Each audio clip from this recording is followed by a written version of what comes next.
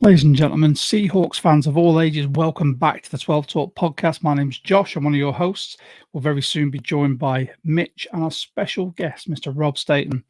For those of you who may not know who Rob is the writer for SeahawksDraftBlog.com. He also has a YouTube channel, which is Rob Staton Football. Always thought-provoking, not always what people want to hear, but sometimes what needs to be said. We're going to be delving into such things as what our hopes, dreams, and fears were at the start of the season, how we think the season's going at the moment, and we're very honest and frank about that. We're going to be looking at what we want to see in the future. Is there a grace period for this team? Do we let them off with a slide of a season, or should it be better? We'll wait and see. Stay tuned. But before you do that, please, if you're new to the channel, like, subscribe, hit the notification bell, share us with whoever you can. It really helps us grow. And as a Seahawks community podcast, by 12s, for 12s, with 12s, anything that you guys do really helps us, really helps our community grow. If you want to get part of the community, we also have a Discord channel right here. The link will be posted in the comments. It's also in the information below, and it's our pinned post on our X, where you can follow us on pretty much all social media. Just search at 12 Talk Pod. I'd like to give a quick shout out to UK Seahawkers, because we are the official podcast of the UK Seahawkers. If you'd like to join, it is £12 for an individual for a year, £20 for a family of 4. And with that, you get the invite to social events. You get 10% off at the pro shop. You get the chance to win game day field passes as well, plus much, much more. Every year you get a goodie bag. This year, it consisted of a throwback wristband, a patch, which I will be rocking on my throwback jersey when I am at Wembley this week.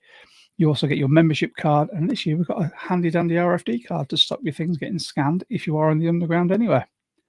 And then we also like to give a shout-out to the German Seahawkers. We've got a lot of German Seahawkers in our Discord and that follow us. We've had some great guests from the German Seahawkers. We've got more hopefully lined up. You can join them as well for €15, which is about £12.68 or $16.06.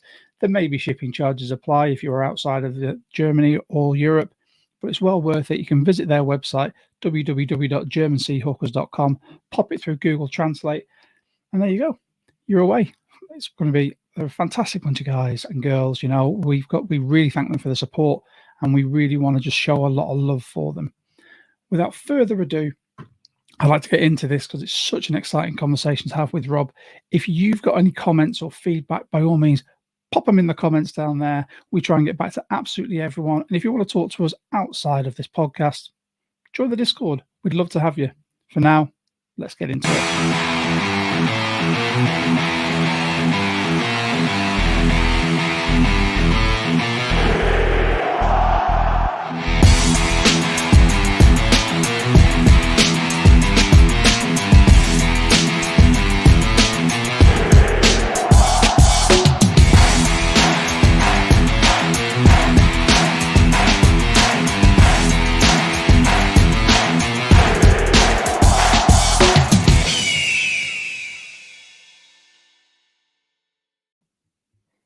Well, welcome, Rob. Thank you very much for joining us on the 12 Talk Pod. How are you doing, mate?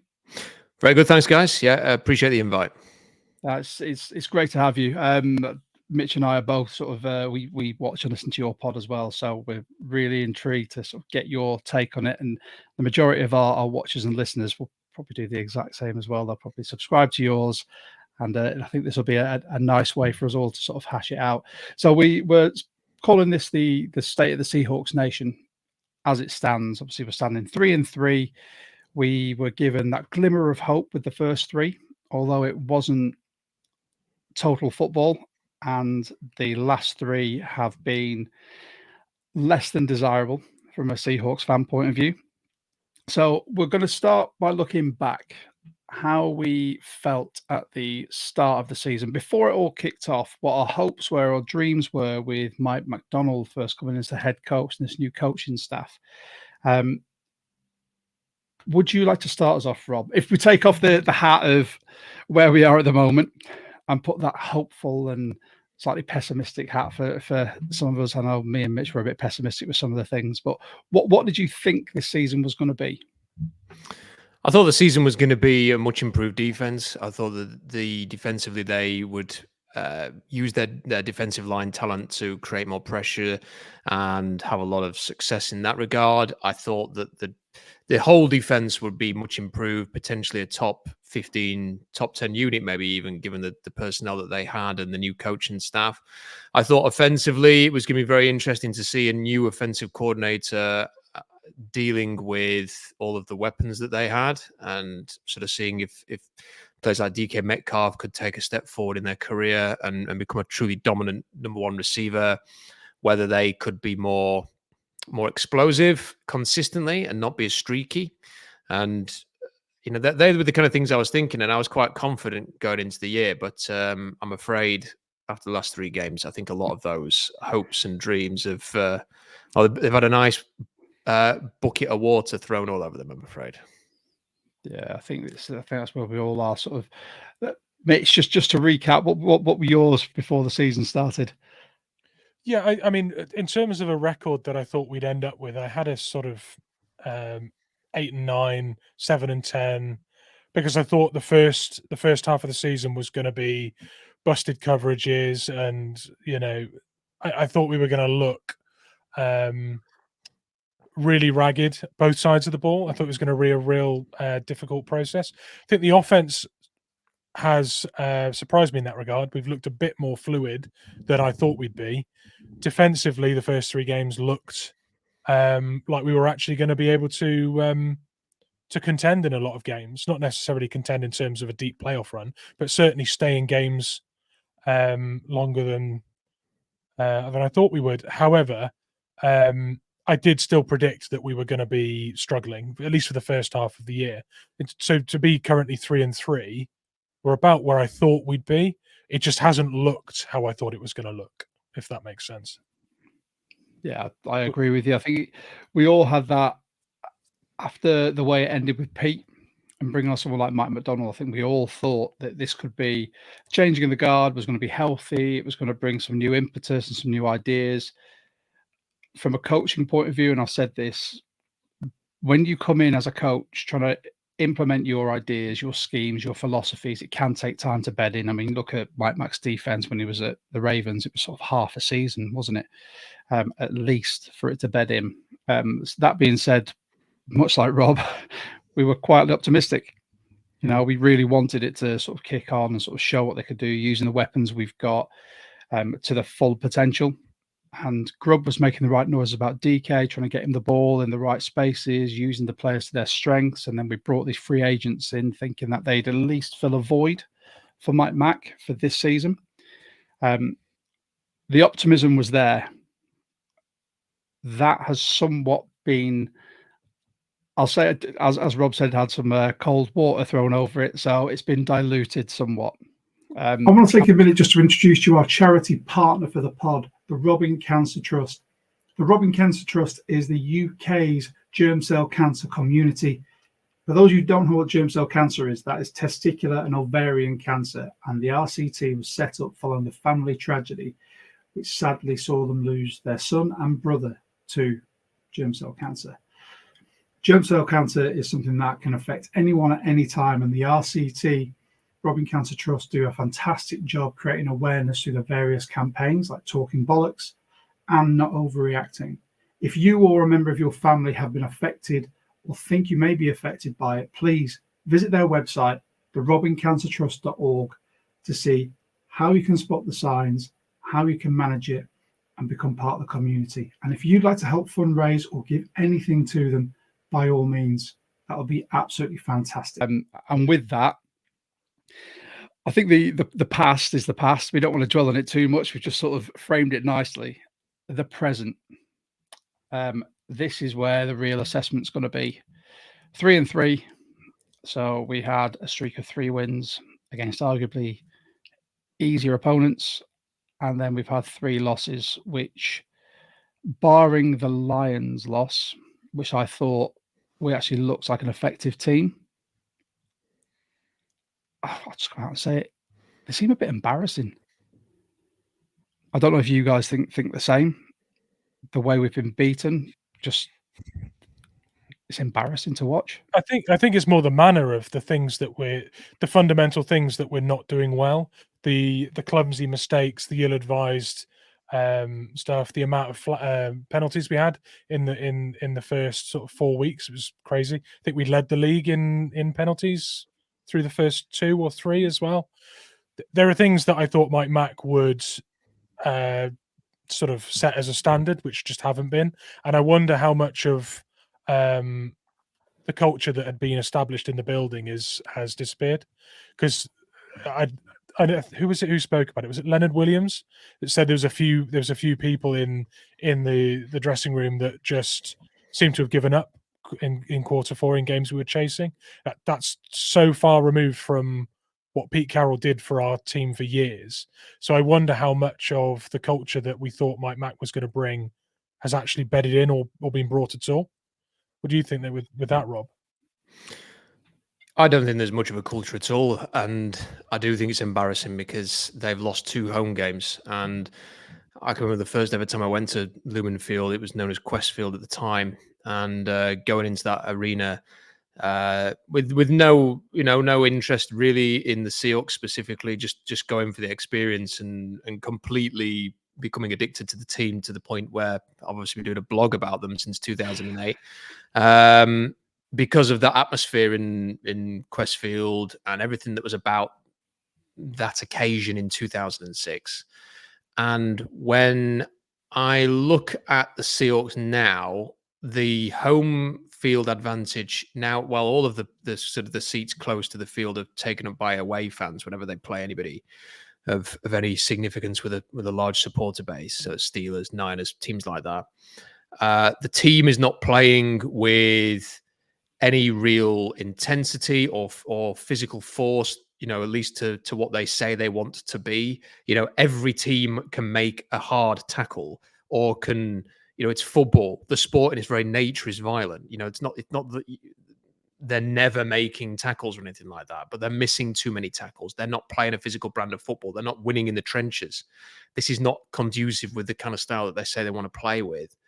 And in terms of the culture, Tyler Lockett said this week that some of the players aren't taking the walkthrough seriously enough. So they're not policing each other. When that happens, is somebody going to throw the helmet down and have it out with somebody else who's not trying hard on the practice field? Is that actually happening? It can't always just be the coaches who are driving that. The players do tend to drive the culture more than anybody. And right now they just feel like a finesse team with some good skill players and some, they have got some good players on defense who on their day, they could beat a lot of teams. They have got the talent there to win a game of football, probably with the exception of maybe a handful of teams beat anybody, because the league is kind of a much of a muchness. It always kind of is muddled together so that everybody's kind of the same. So they can win a lot of games of football in the NFL. But do you want to be a team that is just going to be 9-8 every year, which they have been for the last 2 years, and at the minute at 3-3 are heading that way again? Or do you want to be more than that? And if you want to be more than that, you have to have a very serious conversation about where the team's at. I don't want to follow a 9-8 team every year. I want to follow a team that's aspiring to win Super Bowls. Otherwise, what's the point? So, what do the Seahawks need to do to get back to the top? I don't think the way that they are built right now, in terms of the roster, in terms of the personality of the roster, in terms of how Lumen Field is right now, is conducive with a serious contender. Yeah, I think you hit the nail on the head with the sort of the opening statement there about the Lumen Field, the home field advantage. As much as everyone was ranting and raving about the excitement of the sort of fan base that are there week in, week out, in inverted commas, it's hard for us to say that because we're on the other side of the Atlantic. But when you see the TV broadcast, and this last game really hit home for me, the amount of red that was in that stadium shocked me to my very core. That would be like going to, so as a rugby fan, going to watch England at Twickenham and there being less white jerseys there and more, if we were playing New Zealand, black jerseys. I went to the Niners game last year and it was a sea of red. And it was the strangest experience, because I've been to Lumen Field many times over the years in different eras and everything. I've never seen it like that before. And when you see it, and I wondered whether that was just because the team wasn't playing well and a bit of lost energy from the end of the Carroll era. No, because it was exactly the same getting on Thursday as it was last year. Yeah, just it baffles me more than anything. These are people that have obviously paid for their season ticket and then they're just selling them on. I think the Seahawks Nest podcast I listened to today in the car, and they sort of hit the nail on the head with it as well, and said these are people that are buying these tickets and just reselling it. These can be people outside of state that go, "Oh, I'm keeping them there as a placeholder because I want to move back at some point." No, there are. It's not even that. want to It's go see it. business. You know, those seats that they're selling to the Niners fans are worth a lot of money. Like if you go on resale sites, the ones that are going, you know, in the lower tier, close to the field, they cost an absolute fortune to get tickets there. So what I think there are some Seahawks fans who have had those season tickets and they don't go anymore. They sell them every week. They're making an absolute fortune because they'll be paying for the season tickets every year and then just selling the tickets en masse every single year. Probably pay for a nice holiday. That probably pay for, you know, an extension of your house or a new car or paying you more or whatever it is. It's a side hustle. There's a whole bunch of people who were Seahawks fans who are now using those seats as a side hustle and they're selling them on to San Francisco 49ers fans. I don't know how you sort that out, but the Seahawks should be concerned about it. I don't know how, as a Seahawks fan, if you had a season ticket, you could hold your head high as a Seahawks fan, knowing that you sold your ticket to a 49ers fan, regardless of the cost or any opposing team. If you have a season ticket, that's yours to go and support the team. If you don't want to, relinquish it because there is a waiting list of people that want it. I'm going to have to move off that subject because it's really going to annoy me otherwise. You said about the leadership on the team, and we hark back to, I don't like doing this very often because in my opinion now it is a bygone era. We can't keep doing that. The LOB era where we used to have those fights within the team where things got so heated at practice that they held themselves accountable. And we said this on our pod last week. There seems to be within the coaching team, whether it's true or not, there seems to be a lot of accountability. People will say, like Grubb said, with regards to play calling, that was my fault, all on me. I need to be better. Awesome. Mike Mack seems to do it too much. He's just taking stray bullets for all of his team. But the players need to hold themselves accountable.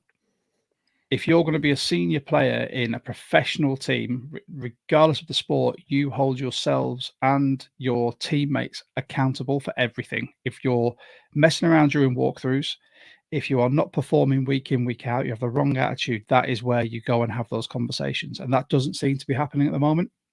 You'd expect people like Big Cat, Gino, but his head seems to have gone over the last couple of weeks as well. You've got your Tyler Lockett's, Spoon, as much of a young player he is, I think he garners a bit of respect. Julian Love, Rayshon Jenkins, these guys should be the ones that are galvanizing the team. Jaron Reed, the list should be endless. When you look at the players we've got, there are leaders there, but the fact they're not managing to pick this team up and lead them and drive them through a game to really want to win in that fourth quarter, it just perplexes me. I don't get where the mentality is or where it's gone. Is it the fact that there's so much confusion, or the heads have dropped because they go, we should be getting this scheme isn't working, why is it not working? Or are they just the wrong people for the job? Which is something obviously we can come on to after when we're talking about rosters. You see it sometimes in some teams where the leadership figures are really good at leading the team when the wins are coming in and they're individually playing well, and then when it's going badly or they're having a bad game, they shrink. Thinking about it in football terms, I think Bruno Fernandes at Man United is a really good example. When Man United are winning, he's really good at empowering people and getting, he speaks really well in interviews and things for Man United. And then suddenly when there's a loss, he's a petulant child. And I think players like Julian Love, beginning of the season when they were playing unbelievable football, you looked at the guy and the way he spoke and you thought, that's a real leader in this team now. He's really moved into that role. Bobby Wagner's gone. He looks like he can be the kind of player to really bring through the young roster. But I don't feel like that after losses. I look at the way he speaks in press conferences, and I think he looks like a shrinking violet. So I feel like we really do need someone who's consistent, win or loss, actually sort of holding people accountable. I don't think. You mentioned Rayshon Jenkins as well. Rayshon Jenkins, by the way, a couple of stats for you: last 3 games, targeted 11 times. Yeah, targeted 11 times, 11 completions with a QB rating of 120. But not only is he not competing in the air, 75 yards of yak as well. So he's not completing the tackle afterwards. First 3 games, if someone made a completion, they were made to pay for it. There was a Dodson or a Baker or a Rayshon Jenkins or a Julian Love smashing people the second they made that reception. If they'd made the reception, there was no yak. Now there's receptions and yak, and we're made to just suffer these long drives where we can't get off the field. So something there's changed massively, and I think the fact we can't stop the run at all is embarrassing, because that should be the first thing. And the personnel on our D line as well should be able to do it. Can you just say, if you're going to talk about leadership, the first thing you have to do is define leadership. What is leadership?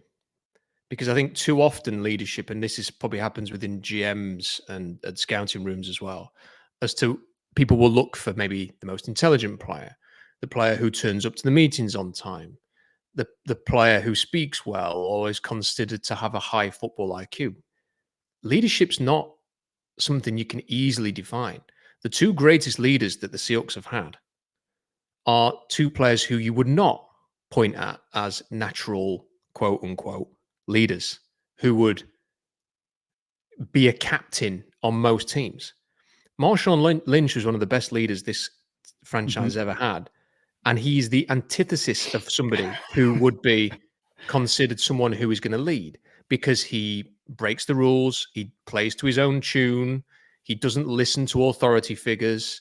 He probably messes around if he even turns up to meetings. He, all of that stuff. He is basically uncontrollable.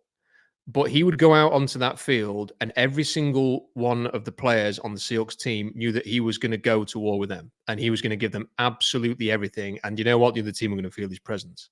That's leadership. On the other side of the ball, you had Cam Chancellor. Cam Chancellor was not the kind of person who would stand up and feel very comfortable giving a speech in a locker room. He wasn't. He hated doing that.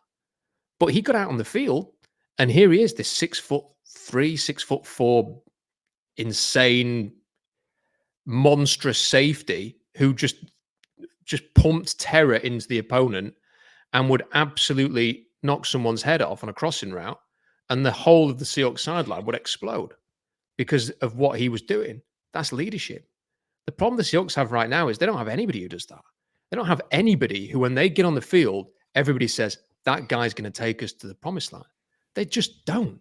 There's nobody that can rally around. It's not about how they speak. It's not about what they say in the locker room. It's about when they get on that field, who is going to be the guy.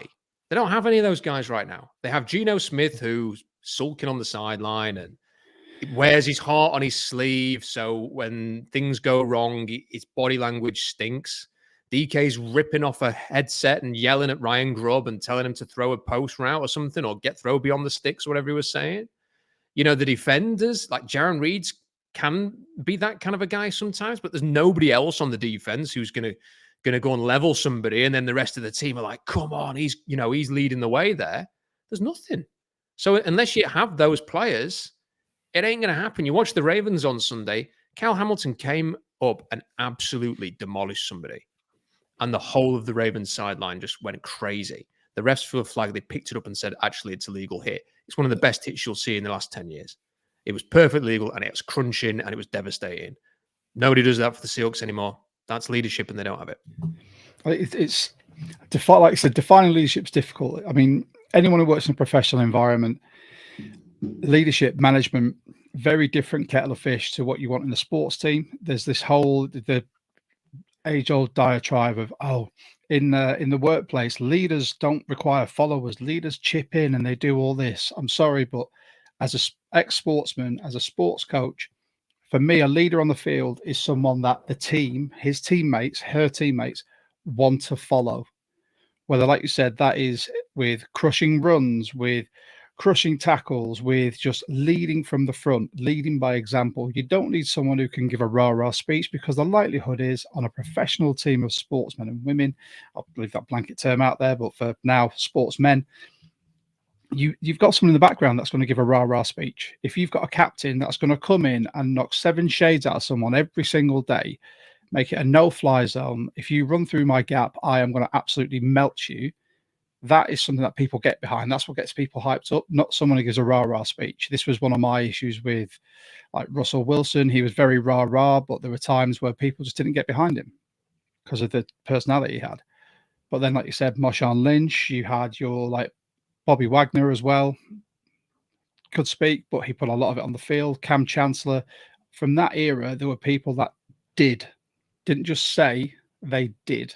And that's the biggest thing. And like I said, I think that's what we're lacking here. There's not someone who consistently puts it up. If there is, a handful of people. You look at people like Boye Mafe, who every single time he's on the field, he is trying to make an impact. Not the most verbose person, but he's doing it. And there's different people you can see that are trying, but unfortunately, the rest kind of let them down because they're not following that individual. They are currently trying to get their head around whatever's going on. And that's concerning for me as well. Like I said, lack of leadership and the fact that people are taking so long to get their head around the new schemes that are being put in place. Which I think we'll shelve that one. And we were talking about, you spoke about the roster, the people not being there at the moment. Mitch and I have said this on the pod, that there are some holes. Mike Mack he's inherited a team which was quote unquote built for Pete Carroll, plus some added sort of jigsaw pieces that don't necessarily fit, but he's jamming them in. Within this team at the moment, do you see any real weak links? Oh, yeah. I mean, they're all over the place. Go. I mean, the offensive line stinks. The defensive line can't defend the run to save their lives. You know, the second level defense can't, not helping them out either. So as one great big group, the defense is playing, absolutely disgracefully at the minute, to the point that it's really difficult to watch them play because, you almost get into a point with this defense where, wow, they've got to stop. They've forced a punt. Like, you're celebrating that like they've got a turnover. Like, by the way, what's a turnover? I've forgotten. Like, there's nothing. They people come up with these numbers. This is why I don't really read stats because, they've had the X number of pressures, which is like second in the league. Could have fooled me watching the games. I'm not watching. I'm watching the games. I don't see any pressure. I don't see the quarterbacks. They made Daniel Jones look like he was an All-Pro. Like there was nothing there. Like you're not disrupting anything. So there's weak links all over the defense in that regard. I think that you have players who are overrated on this roster. Players who are getting hyped up beyond belief. Like in some cases, I think Charles Cross and Devin Witherspoon are decent players. I think they are being treated like they've landed already. Like I need to see more from them. You've drafted them in the top 10. They need to be your stars. Geno Smith gets regularly. I mean, the never-ending conversation about Geno Smith is that everybody should be bowing at the altar of Geno and saying he's a franchise quarterback, or the other side of the argument is that he's terrible and needs immediately replacing. When the truth is, he's okay. Like, he can play very well. He's got the physical tools to play very well in one game. He won them the New England game. He's played pretty good in most of the games so far, but he's so streaky that he will then have a game where he has that interception very early against the Niners. He is missing third down throws that he should be completing to extend drives. You close your eyes and you think, can I picture Geno Smith holding aloft the Lombardi trophy? No, I can't. So, the weak links are all over the place. If you want to be a championship contender, I think you need 3 ingredients. You need a defensive game wrecker. You need somebody, if you think to the last Super Bowl, Nick Bosa's on one side, Chris Jones on the other. They're both game wreckers. You need an offensive line. It doesn't have to be Walter Jones and Steve Hutchinson, but it has to be, at the very least, serviceable, preferably above average. And you need a quarterback who is going to give you a very good chance of winning a Lombardi. And listen, you can always come up with the Nick Foles example and stuff like that of players who've won Super Bowls against the odds. More often than not, it's a top quarterback who's playing and winning the Super Bowl. And I think, in fairness to Brock Purdy, who was in the Super Bowl as well, what he outplayed Geno on Thursday, and he's playing at a high level right now.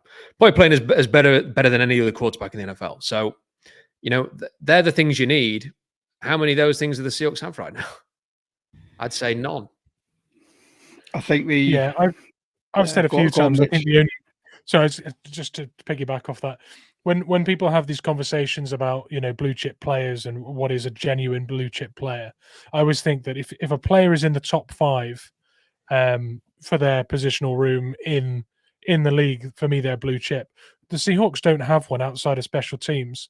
I think Michael Dixon is a blue chip punter, but do you really want that to be your only blue chip player kicking I'd the ball swap away? that blue chip for a different one any day.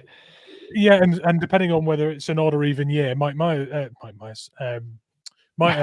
is It's nearly Halloween. We'll let you off. Nearly Halloween. Yeah. What about Myers is Ken Walker a top 5 running back? Not at the I think he moment. needs. I don't think so. I think if he's fit, he might be.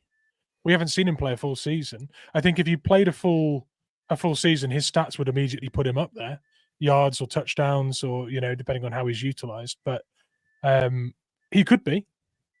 It just seems so injury prone. It's really difficult to say. Would you say he is?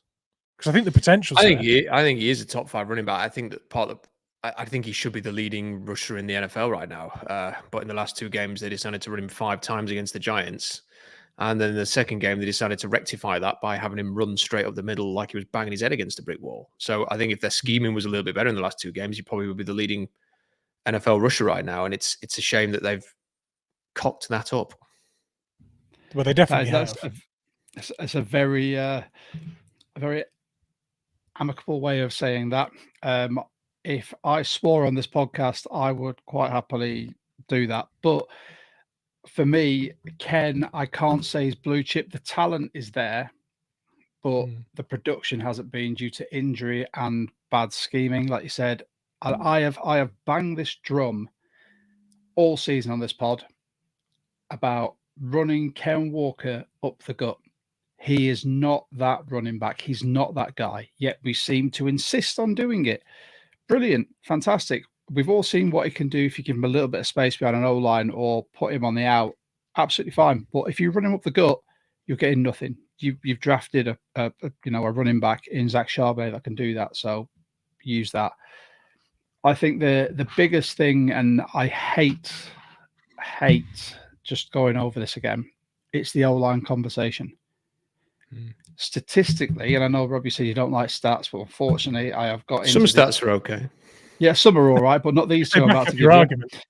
The most pressured and the most ineffective right guard and right tackle in the league are Anthony Bradford, who has let through more pressures than any other right guard, and Stone Forsythe, which is to be expected, but yet we're still starting him. And we're all vainly hoping that Abe Lucas is going to make this miraculous recovery and come back and be all guns blazing for the rest of the season. That won't do. Mitch and I said it on one of our pods where we've got one of the top 5 centers in the league in Connor Williams, who I believe is number 1 by PFF for protections on pass play. So he's not letting people past him. Fantastic. However, he is also having to then look to his left at Laken Tomlinson and go, oh, who's going to bull rush you now? And to his right at Anthony Bradford and say, who you let him pass swinging door? So he's completely ineffective. It's fantastic signing someone like that. But on either side of him, if he has got a leaky bucket either side, it means nothing. It also means that your tackles, well, your one effective tackle in Charles Cross is having to constantly look inside himself. And then you look across the line at Stone Forsythe. And if Bradford is having his own problems, but then having to look after Forsythe, that is just a recipe for disaster. That means that Geno has got 0 time to throw. So when DK is getting angry at not throwing past the sticks, that's all well and good shouting that at Ryan Grubb, but Geno hasn't got a pocket to be able to let that run develop. And Ken Walker hasn't got any room to move behind that O-line. It is the biggest point of frustration. And it's people tell podcasters, journalists, anyone to stop banging on about it. But that is offensively the biggest issue. I don't think it's Gino. I think he has a bad games, but it's going to be difficult to have a good game when you have got an edge rusher or a D lineman bearing down your grill 40 times a game. If you've been asked to throw that much. Sorry, here ends that rant. What I would say is, I mean, I don't disagree either. What I would say, there's a few things though. Like the first thing we all have to acknowledge is that about 25 teams in the NFL right now are having the same conversation. Like I did a Miami Dolphins podcast a few weeks ago, and they spent the whole time talking about their offensive line. Like everybody's offensive line is crap. Maybe not as crap as Stone Forsyth has been, but everyone has been crap. So you kind of have to sort of, first of all, acknowledge that this is not a Seahawks only issue. I think part of the problem that I have with just focusing on the O-line is that why is it that some teams find a way around this? Like the Ravens O-line looked terrible at the start of the year. Terrible. Like as bad, if not worse than Seattle's. They've worked it out. Like you sometimes you've got to fight. If Stone Forsythe's struggling that badly, why is he not getting more support against Nick Bosa? Like, why are you not shifting your protection to deal with that problem? Why is he being asked almost on an island to block that guy? Like, you've got to come up with schemes and ideas to diminish the biggest threat on your opponent. And when I watched that Niners game, I've not watched it back. I'm not an all 22 person. So if one of those was here, I'm sure they'd have an answer. Or a glutton for punishment. Yeah. I mean, like, look, the thing is when you have a game record like that, you have to try and do your best to scheme around what they can do. And it never felt like the Seahawks did. They just Nick Bosa can have 14 pressures in this game. Like, they can have that. The other problem that I've got with the Seahawks is they have appointed Ryan Grubb and Scott Huff. And if you look at what Ryan Grubb and Scott Huff have had as their offensive lines, where they've had success. So the Washington offensive line, for example, won the trophy for the best offensive line in college football last year, beating Michigan, which I didn't agree with, but it did. They had Troy Fatanu and Roger Rosengarten at tackle. They are, sensational athletes. We're talking like top elite level tackle athletes. They then had two converted tackles playing guard. They didn't have Anthony Bradford, who is 330 pounds, probably a bit more than that. They had tackles who had switched to guard. So they were very typically lean, longer, athletic tackles. And they had Parker Brailsford as their center, who's now at Alabama. Why are the Seahawks forcing personnel on this group that just doesn't fit? Like, what is their scheme? Like, what is the plan? Because if the plan is to have the Scott Huff, Ryan Grubb O-line, then you need different types of players than Anthony Bradford. And Christian Haynes wasn't a converted tackle. It doesn't make any sense. Like, they then go and sign Connor Williams, which says, actually, yeah, they signed Nick Harris, and then they've traded him, and they signed Connor Williams. That's the Parker Brailsford physique at center. So they obviously want that. But then why is he playing next to Anthony Bradford, who's a power guard? Like, they're totally different players for different schemes. So it doesn't make any sense to me. So if you are going to run their system, my suggestion would be go and get a couple of converted tackles to play guard who are young, athletic, probably from the Big Ten, and get them in there. Like, why are you got personnel in your O-line that doesn't fit what they actually want to do? I think part of that. Go on. I was going to say draft related question. On that note, do you think Satawa Lamea and Mike Jarrell were, because both players played tackle in college at some point? In fact, Mike Jarrell, I think, almost exclusively played tackle. Do you think that those two prospects could project as converted tackle/guards in this system? Because the athleticism for Jarrell is outrageous. Yeah, I think Lamea can only play guard, and it's getting to the point where we're saying, is it worth just giving him a go? Like in a few weeks' time, I don't know, because he's there, and like with Jarrell, they seem to be quite high on Jarrell, and I almost wonder a little bit whether this is a red shirt thing for him, whereby they desperately want to protect him, and they think in a year he could be really something. So I don't know if we will see him this year, but he may well stay at tackle, and maybe he will be the future. They'll sort of view him as someone who could be a future starter at right tackle. Who knows? But yes, I thought I wasn't a huge Lamea fan, but he look, the mentality that he plays with is very much of the grub and huff style. Like that's the other thing about the Washington line. They were all a bunch of bar stewards. They would, they get stuck in. They were Excellently censored there, Rob. They were glass chewing types. Do you know what I mean? Like they really sort of loved barroom brawlers. That's what they were, and the mayor's that. So you're getting to the point, right? Okay, if Christian Haynes isn't strong enough, imagine that. Like if he's not strong enough to play your 3rd round pick, then is this guy not strong enough? Because if he is, I'd be saying, look, he can't be any worse than Brad. Get him in there. And like how much more, I mean, they've signed Jason Peters. That's how bad it's got. They brought back Jason Peters, who's even older than me. And you're thinking, well, like, play him then. Like, you might as well play the guy either at right guard or right tackle. Why is he here otherwise? Because Stone Forsyth is, wow. To say he's a liability would be a generous review.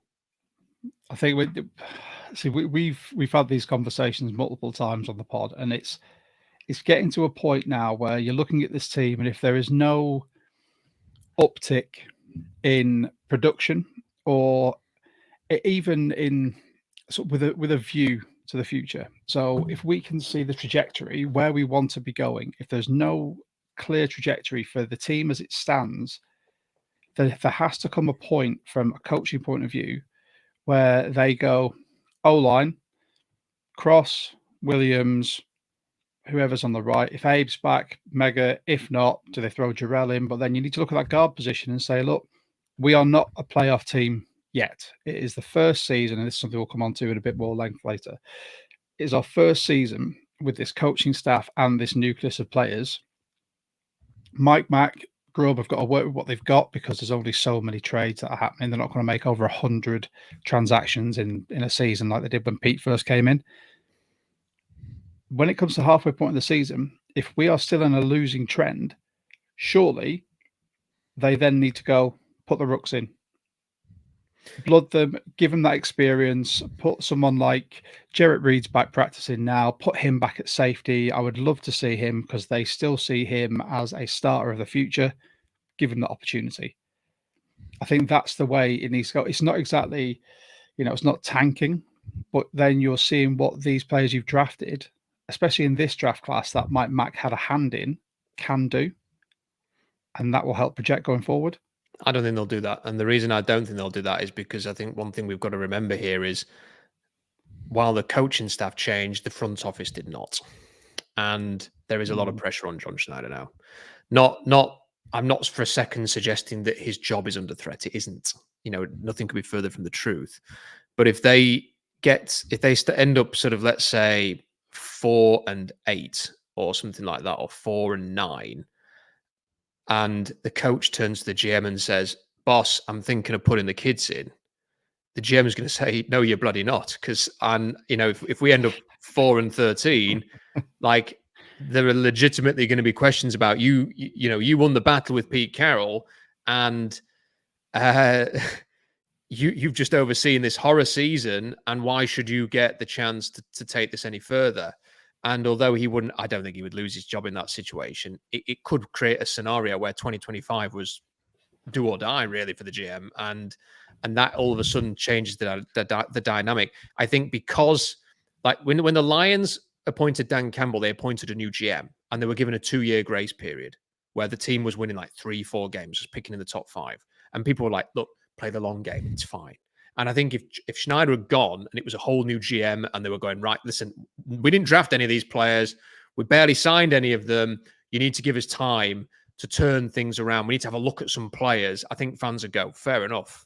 But because Schneider's still here, everything that happens between now and the end of the season, I think more people are going to be judging him rather than Mike McDonald. So I think he will be digging his coach in the ribs and going, I'm afraid not, mate. You're playing your strongest team. We need to win. But will the conversation then also come up of, were these players drafted by Schneider or were they a Pete Carroll call? I think the answer to that is always, yeah, I think that's fair. I don't think that a lot of these players, I don't think it's that fair to judge Mike McDonald because they're not, I don't think a lot of these players are players that the Ravens would have had. There are some, there's often, there are players that you think the Ravens would have drafted him or the Seahawks would have drafted the player the Ravens took. But I think the obvious answer to that is that Carroll and Schneider work together on these guys, and I think it's maybe a bit of a fence-sitting cop-out answer, but I think they both bear responsibility for this roster that has been built. And I think just by the trade this week, bringing in that guy from Jacksonville, it speaks to the kind of player that I think Mike McDonald wants, and perhaps the kind of player that Seattle don't have enough of. A player who gets run all over, is targeted in the run game, who isn't that effective, but is a savvy vet who's supposed to be a great locker room presence. Yeah, I mean, look, I've not seen him play. I mean, I have seen him play, but he's not a player that I've kind of studied enough to have an opinion on. The grades look poor for the last sort of 5 years, but I think it's indicative of, look, you've drafted all these guys, and none of them know what they're doing. So we're gonna trade for somebody who I think can run the scheme. Well, Mitch, what are your opinions? Yeah, I think you both make some really good points. What we currently have, whilst it's not a Mike Mack team necessarily, not all the way through the roster, it has all been on John Schneider's watch. So there is still, culpability for him with this. So I completely agree. I do think there's some room to budge a little bit. I mean, some of these guys are healthy scratches on game day. You could start elevating them and rotate them in and stuff. They don't need to suddenly become starters out of nowhere. But I think for the fan base, if we are ending up with a losing record, seeing some positive stuff from some of our draft picks, it helps stick a bit of a band-aid on it. But I do think that would be what it is. It would be a distraction, a band-aid on what would have been an abject failure for us this year. So yeah, with the trade acquisition this week, I see it as just a depth piece. I think we had a bit of a fright with Williams and Byron Murphy out at the same time. I think we fell a bit flat, and I think they realised whilst we've got a half decent starting D line when everyone's fit, it falls off dramatically when we have an injury to one of those personnel. So I think a veteran, even if he's not a starting caliber veteran, there's a depth piece there now that wasn't there before. So I'm fine with that. And it was a future sixth as well. It wasn't a sixth from this year, it was a sixth next year. So technically a seventh or less. So I don't mind about the capital we've given up either. So nonplussed by that, really. I see it as potentially a necessary, thing. But yeah, I'd like to say John Schneider's this roster is still a John Schneider roster. It might not be a Mike Mack roster in full. One thing I mentioned it, Josh. You remember this on our last pod, but Rob probably hasn't heard me say this. But I feel like there isn't the depth behind the starting players at the moment that are scheme fits. I think Baltimore, when they had injuries over the last few years, they've had players to call on who were late draft picks that were fits for what they needed to be. And they'd had a couple of years waiting to play where they'd learnt the scheme and they could come in and do a job, a passing job. The guys that we've got coming in when we've had injuries have been way off. And there's been no consistency from the free agent signings either. We see an outstanding Dodson one game and then missing the next. We see Baker Baker's been injured as well, but he's been dramatically inconsistent. Rayshon Jenkins, another one. So I feel like we've whiffed a bit on some of these free agent pickups, and I think a lot of them were selected to be tools for a Mike Mack defense. It was the linebacker that can compete in coverage. It's it was all like, oh, I can see how that would fit, and then come game day, wildly inconsistent and unreliable. So yeah, I feel like the depth isn't there for the scheme fit, and I feel like the free agents are being wildly inconsistent, and I think that's a big part of our issue at the moment. Let's give a big shout out to our sponsor, Wraith Energy. Wraith is a sugar-free energy drink that comes in these handy-dandy little sachets that you've not got to take in a huge can away with you. Simply mix it with half a litre of water, give it a good shake, and you are ready to go. It is sugar-free. It has all the benefits of pretty much every energy drink you'll have, apart from the fact it doesn't cost you a fortune, and they're very, very honest with what they have in there. You have taurine, caffeine, multiple vitamins, no sugar. And for any of you who try sugar-free energy drinks, usually you'll know they're not the best.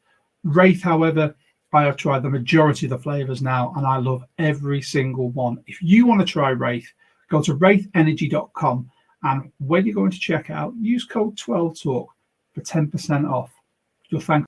I agree. I'm gonna pose a question now because there were 6 games in. If you could take, and this might cause some controversy online, 3 players from this current roster and cut them, who would be top of your list? Or Rob, as the guest, we'll feed you to the lions first. Wow. I mean, who are you replacing them with? I mean, are we just saying? Is the question more like who would you move on from in the off season? No, the question is based on performance of the first 6 games of the season, who would you quite happily get shot of and allow it to be backfilled by depth? Okay, D. Williams. I don't understand. I don't understand D. Williams. He's top of my list. So that's one.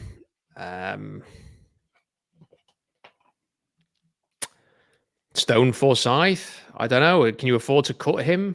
Probably can't, can you? Because you don't have any offensive linemen. So Jarrell, Lamea, I'd rather put them in at the moment.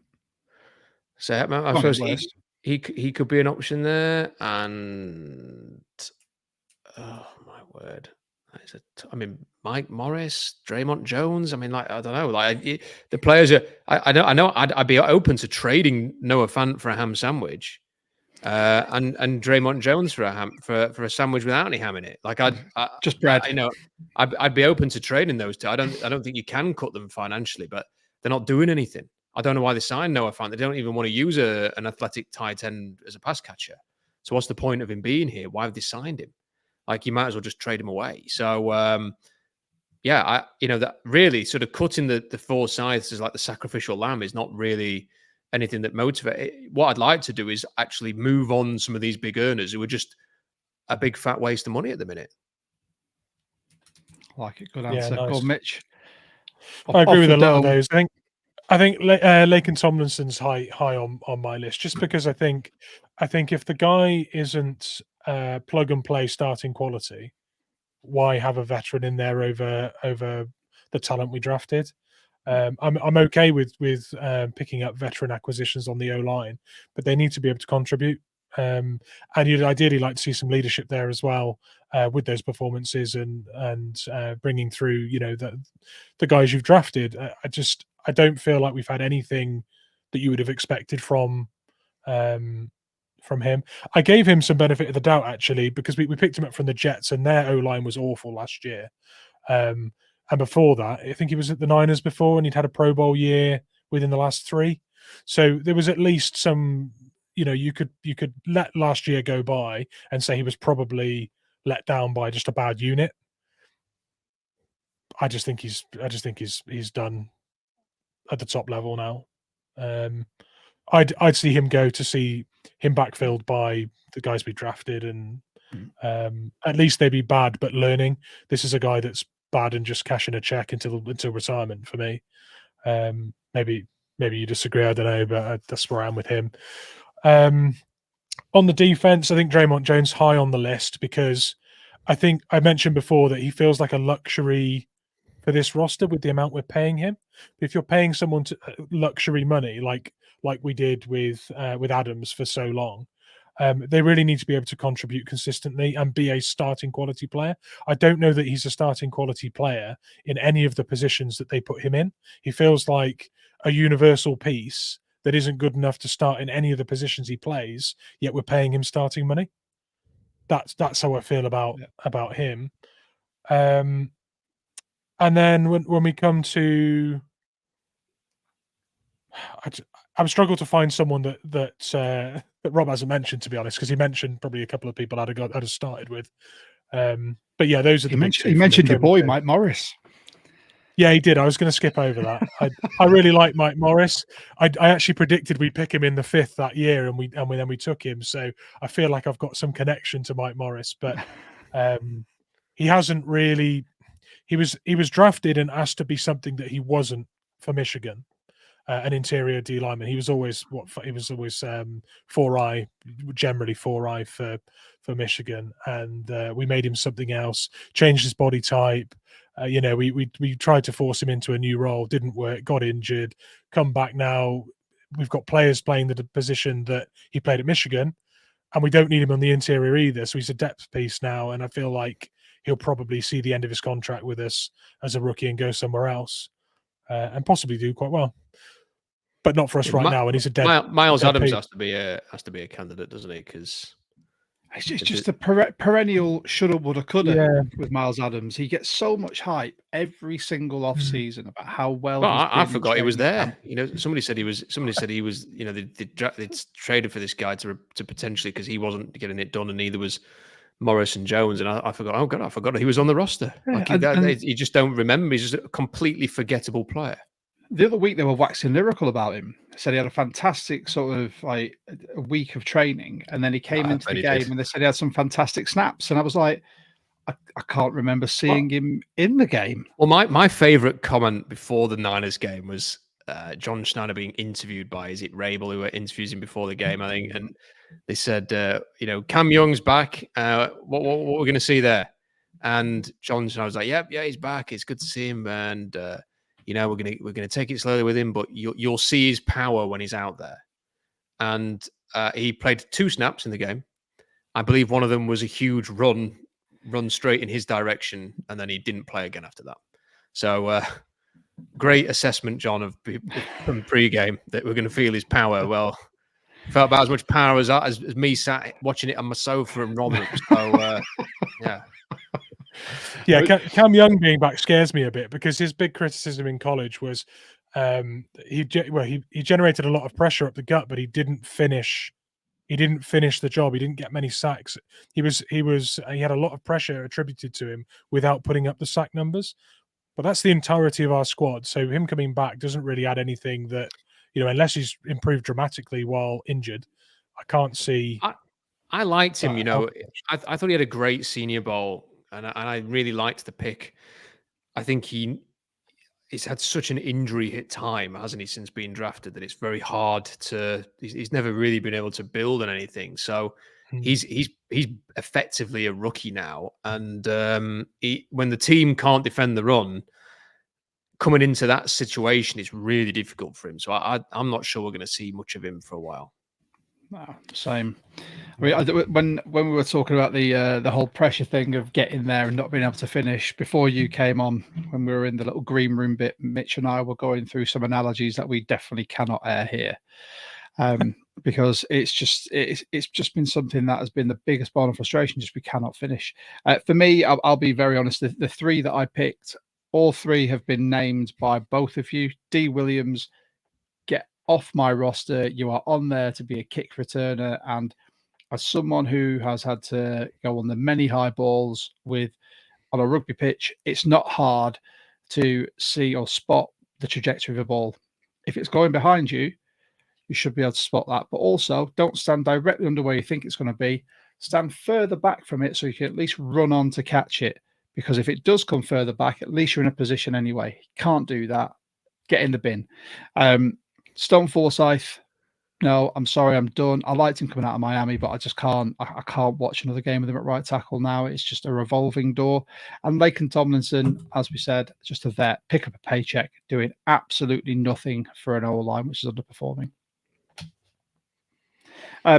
With that, to close out the pod, let's look towards the future. Let's try and sprinkle a glimmer of hope into this. And I try and remain as optimistic as possible. 6 games into the season with a brand new coaching staff, having been in similar position to Mike Mack, implementing new schemes and looking at your best players, who fits where. I know it's difficult and it can take time. What grace period are we looking at? If we're looking at this season, I'm just going to call a wash. What happens, happens. How many off seasons are we going to give him to fix this roster and implement his schemes? Obviously, he's got a 6-year contract. But what would be the tipping point within that 6 years if it doesn't start coming together and questions start being asked? Well, you know, it depends, doesn't it? I mean, if they carry on playing the way they are at the minute, then it won't be very long at all. I think really the record to me now, as we kind of sit here in October, the record doesn't matter anymore to me, really. I just need to sort of get to the end of the season feeling like they're heading in the right direction. the defense has to be structurally sound. It has to be able to not give up 200 rushing yards in a game. If it's doing things like that, and if you see the pathway to the defense taking becoming a major strength under Mike McDonald by the end of the year, I think that would be fair enough, even if they don't win many games, because they've got a tough schedule between now and the end of the season. So I think that's kind of where I'm with that. If you get to the end of the season and the defense is still playing the way it is now, then if it was the same this time next year, I'd be saying he'd be under a lot of pressure, because he's coming to be a defensive guru. He's supposed to be the defensive Sean McVay. Real quick reminder that Sean McVay took over a hopeless Rams team and won Coach of the Year in his first season with the Rams, and they went 11-5. So it isn't beyond the realms of possibility that a coach can have an impact in the first year. I would have expected better than we've seen in the first 6 games, and I hope that he can turn it around. So that's kind of the feeling there. I kind of hope. I think the best thing for the Seahawks, I said this on my stream the other day, I think the best thing might be for the Seahawks to win 6 games this year and sort of go into the offseason with a dose of reality. I think that part of the problem with this team, and was the case in the latter years of Carroll, was that flirting with playoff contention and getting a level of wins that avoids the description of being a bad team masked the major work that was required.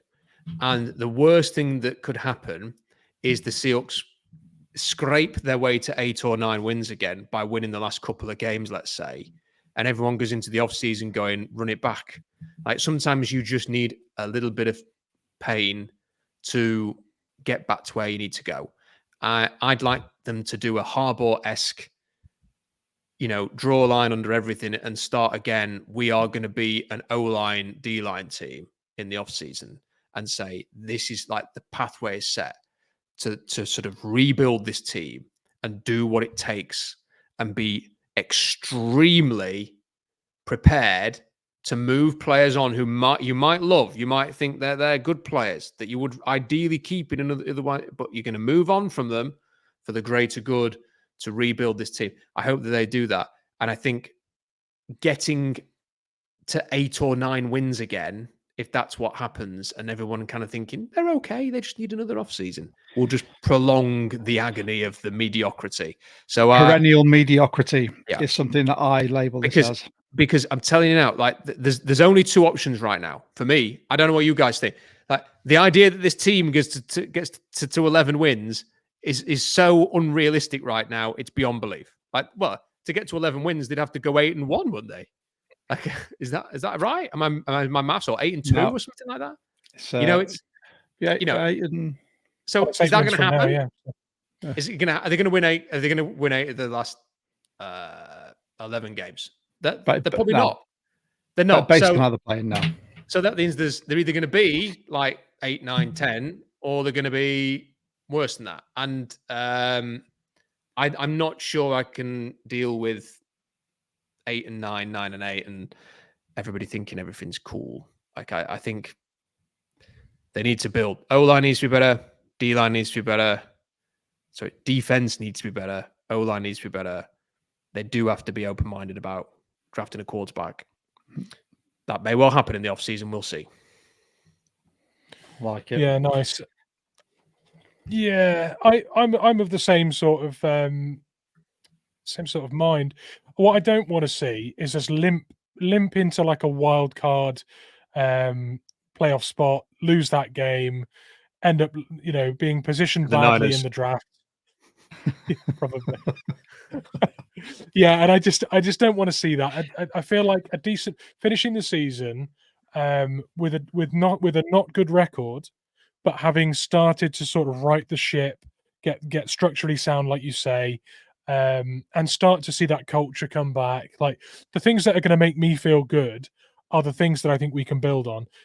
Scraping a dodgy record and a wild card playoff berth are such temporary sort of copium sort of driven things. I just want to see structure, momentum, foundation, decent draft pick, And like you say, not having the wool pulled over the majority of the fan base's eyes because the numbers looked good.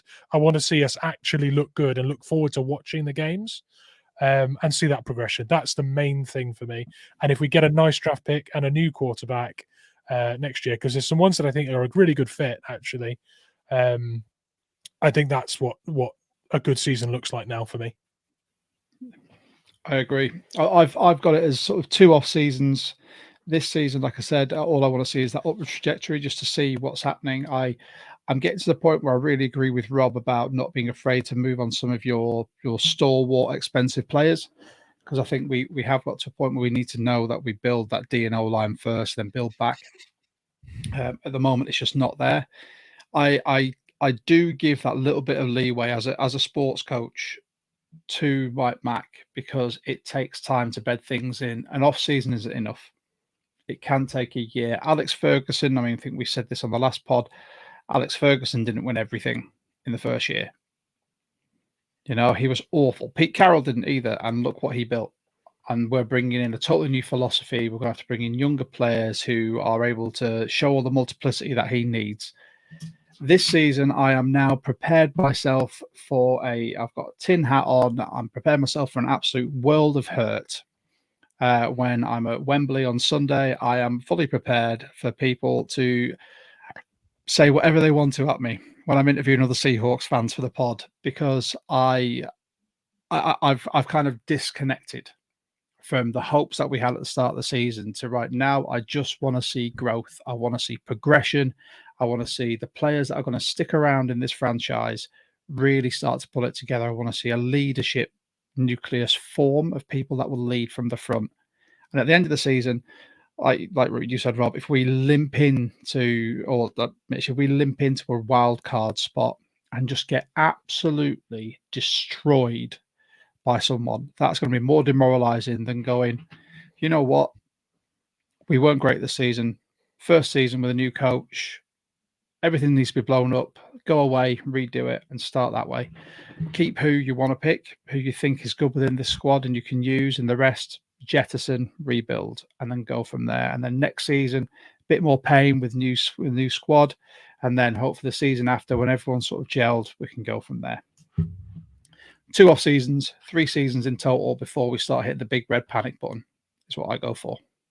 I'd agree with 2 as well. Yeah. I'd just like to say, Rob, thank you so much for joining us here. For anyone who doesn't know, and I'm pretty sure the majority of people that follow our pod will follow yours, but just in case, would you like to tell everyone where we can find you? Yeah, SeahawksDraftBlog.com. There's a lot of draft stuff on there, but we talk generally about the Seahawks as well. And then on the YouTube channel, we have videos and streams. We do a stream after every game.